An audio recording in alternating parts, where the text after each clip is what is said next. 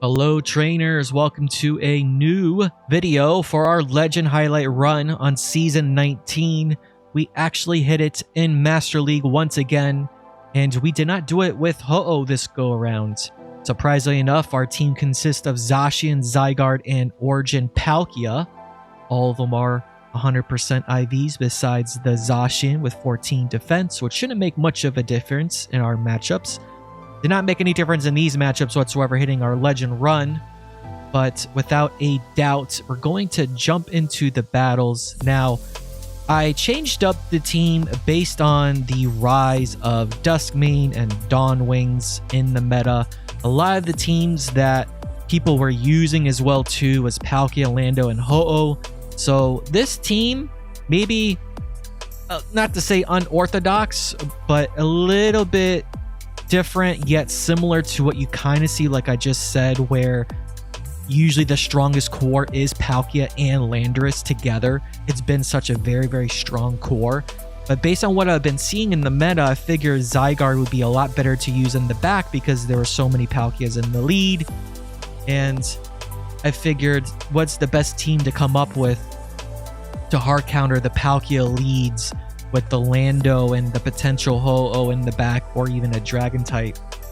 In this situation, this is the team that I came up with. Now, you know, there's a lot of content creator teams out there that people usually follow. There's a lot of teams that are still very strong and popular, but depending on the elo that I'm in, I'll usually come up with teams that are very good for the lead for Pokemon to choose from, and then I'll try to pick other Pokemon in the back that support the one Pokemon in the lead. So with Zacian in the lead, it took care of all the Palkias, and without a doubt, you know, if a Lando came in, I would usually chip and then switch into Zygarde to guarantee the switch, because Lando can still have a fight against Zygarde, and then Palkia was pretty much a good closer at the very end. Now granted, I don't have a Spatial Ren Palkia.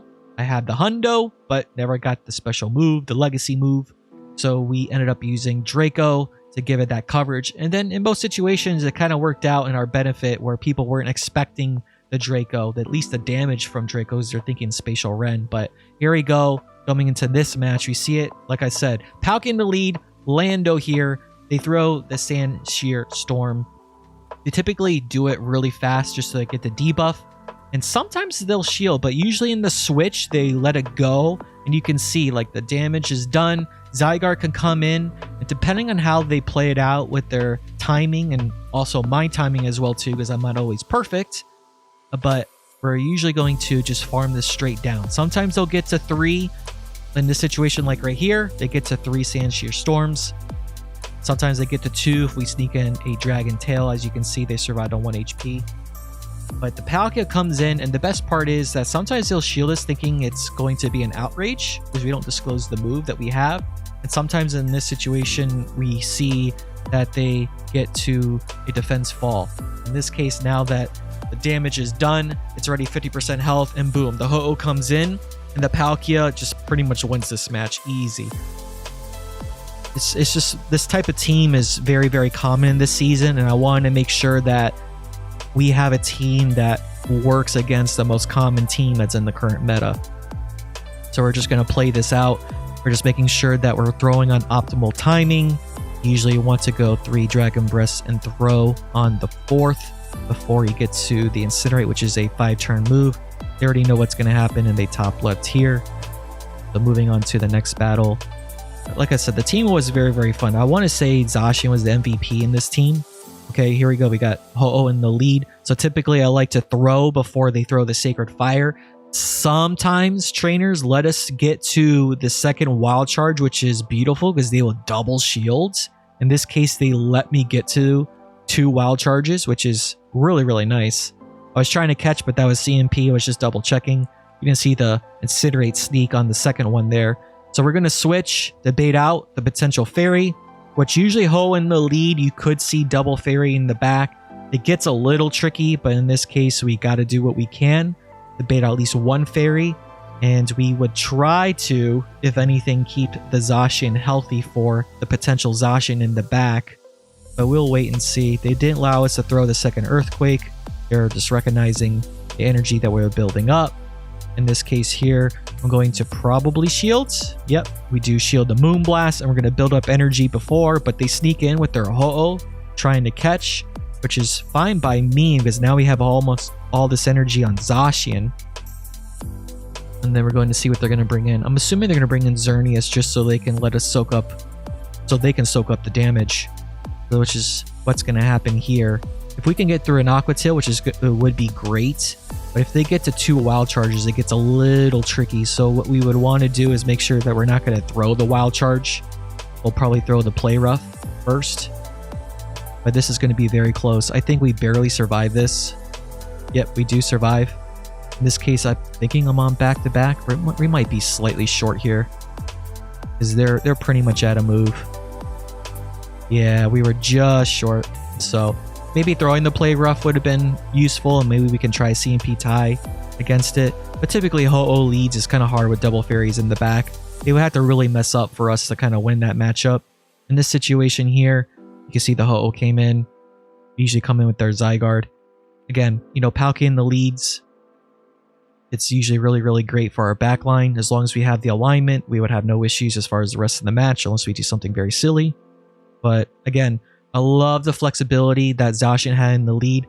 I don't know, like the numbers on top of my head, or I wasn't really paying attention or using spreadsheets this season because of just how the season was.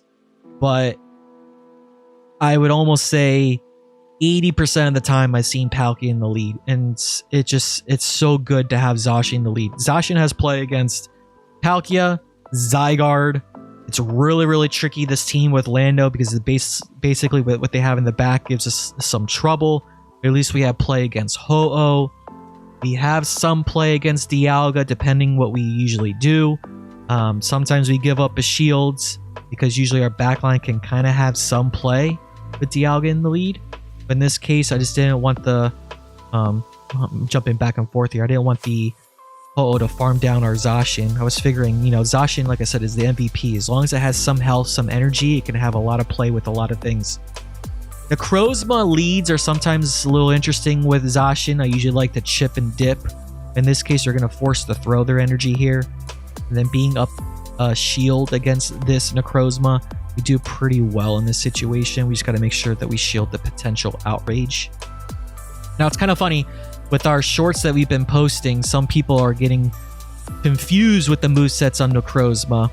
Necrozma in the lead typically could have Outrage and Iron Head, but the other moves would be the Sunsteel Strike and also Dark Pulse. But sometimes I've seen it where it's Steel Strike move and Outrage, the double nukes, which is far and few, but it's one of those things that you gotta pay attention to, that if they have the one move, if it's Dark Pulse, usually it's Sunsteel Strike, and if it's Iron Head, they usually have Outrage. So it's a little bit of a sidetrack with our commentary here, but here with Dialga in the lead, we just let it go, and we're going to probably come in Zygarde to start farming, because getting a good energy lead would be great.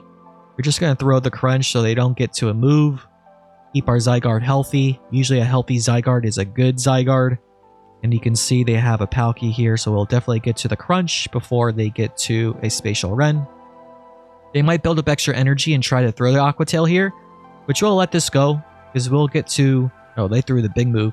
But we'll get to our Palkia to farm down, but they switch into Lando, so we're looking pretty good. We'll just go back to back with our Aqua Tails, and we'll pretty much win this match.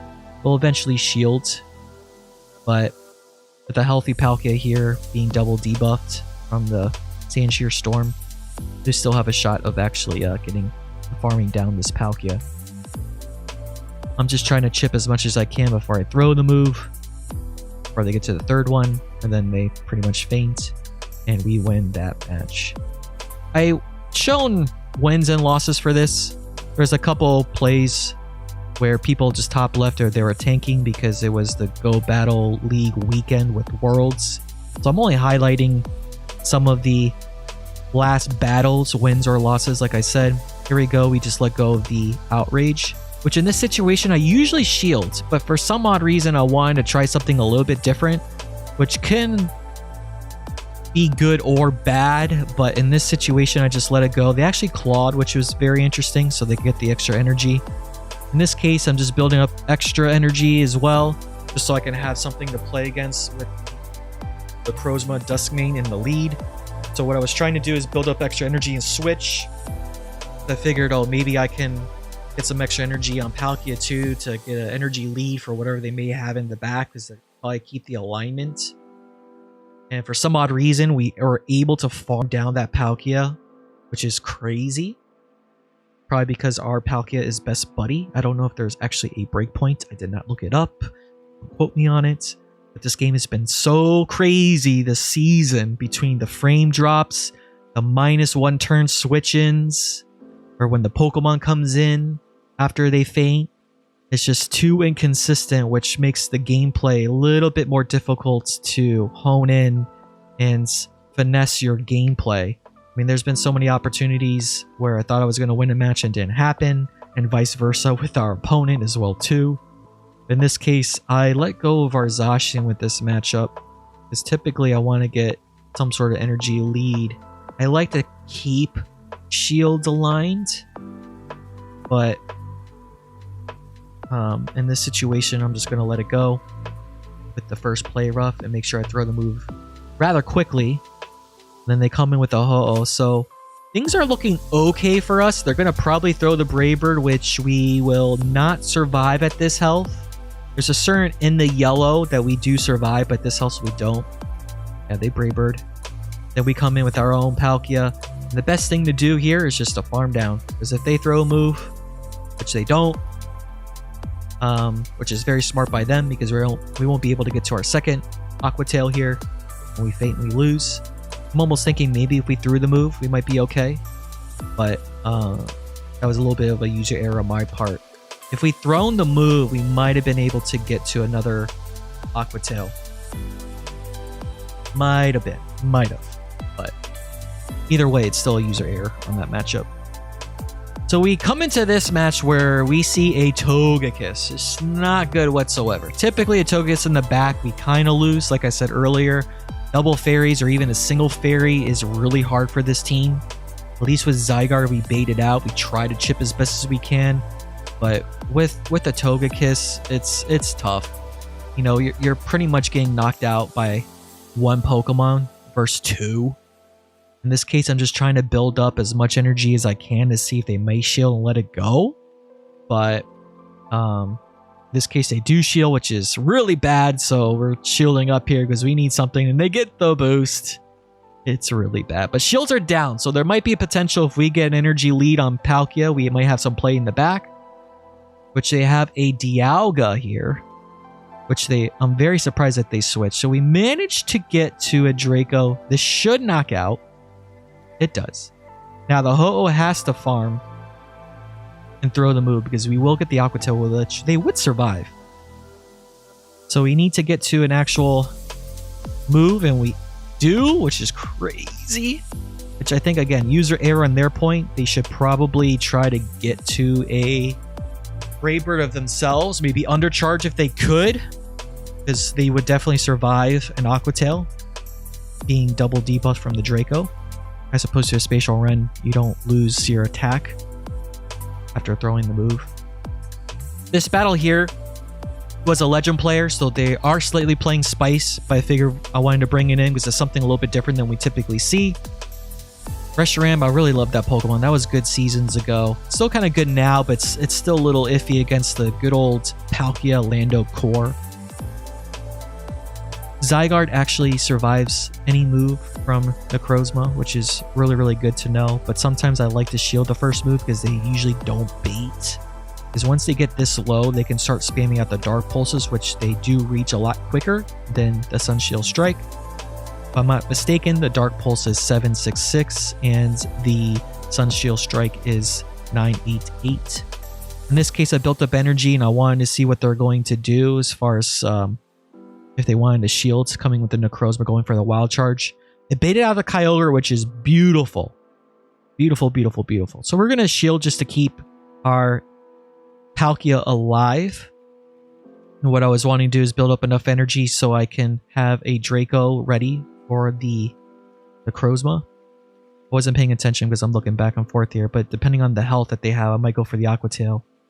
Double Aqua Tails. But we have, yeah, we have more than enough energy. We could have gone Draco and been fine. But the Reshiram, oh no, I'm sorry. What am I talking about? The Reshiram was low enough where we need to throw the Aqua Tail and then have the other Aqua Tail for the Crozma. So, but those are the battles. There weren't as many. But I just wanted to showcase the highlight of this team with Zacian, Zygarde, and Origin Palkia. And Palkia is the one that's best buddy. I'm going to try to do more long-form content videos. I'm going to finesse things as I go, but I'm going back into the practice of long-form content on top of shorts as we typically do. But hopefully you enjoyed this video. Like and subscribe if you enjoy it, and I'll see y'all in the next video.